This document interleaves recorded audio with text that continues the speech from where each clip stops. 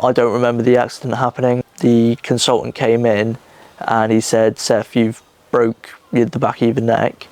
We reckon it's C3 to C7 and you will just not be able to walk again. It was a lot to process, for sure. In my head, I wasn't thinking that it was his fault. It's mine for not wearing the seatbelt. So I wasn't angry with him. I just wanted to talk to him.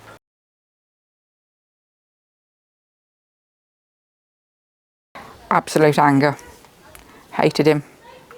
How could he have done this? Blamed him for everything. Ruined Seth's life. So much anger. So much anger. Hurt.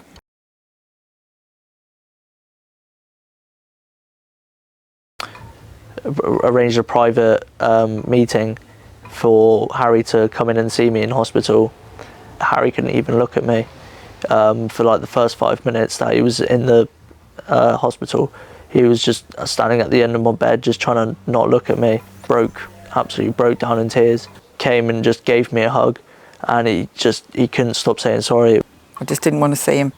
Well, if Seth can carry on and be the way he is with his life, what right have I to be angry? And he was always, when he saw me, he tried to approach me a couple of times, and he was always very remorseful, very, very sorry, very respectful.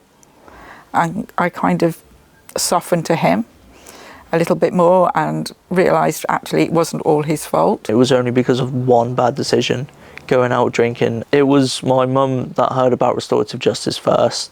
Someone reached out to her and told her about it and wondered if it would be okay for me and Harry to do it. Once I understood what it was about and it was explained to me that I could meet Harry and say what I needed to say,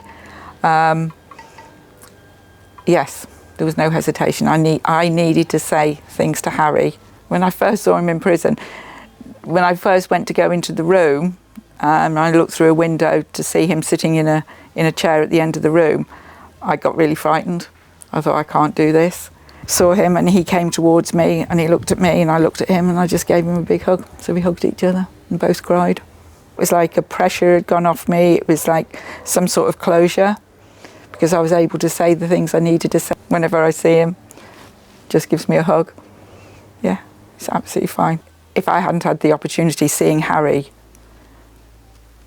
now, I think I would have still been very angry.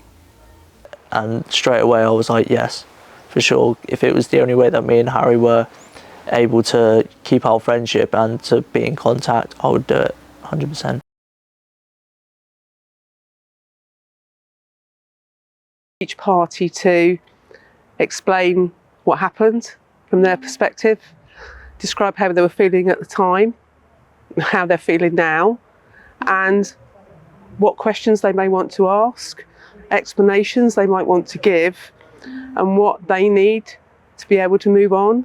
Our main aim is to ensure that no further harm is caused throughout the process, and that works from both sides. So the person who has suffered the harm and the person who has caused the harm has to agree to the process, and they can withdraw that consent at any time. So there's no pressure on anybody to be involved in RJ for the wrong reasons. It's for them. The only other thing we stipulate really is that there needs to be a degree of accountability from the person causing the harm. And that was never in doubt in Harry's case. I would say if you think RJ might be for you, contact us and we will be able to tell you as the professionals if we think it's suitable and we could proceed without there being any further harm to anybody. I think if me and Harry didn't go through that process, we would find it very, very awkward and very difficult to keep our friendship. It brought us a lot closer. I'm proud of Seth. Yeah. Sometimes. Yeah. Well, you're 21, so I'm not going to be proud of you all the time, am I? Nope, not at all. Because I'm in a wheelchair, it doesn't stop. It's really, really good. And there's lots of challenges, obviously, with Seth's disabilities and the physical issues that he has. It's been a learning process for both of us, hasn't it? Oh, for sure. Every day is a learning day when you're like this. I would always say if you're going out drinking, make sure that there is someone that's not drinking able to drive you. And if you're not drinking and you're just going out for a day out, just make sure you wear your seatbelt. It's not a difficult thing to, remember. Just always wear your seatbelt. It does save lives. for sure.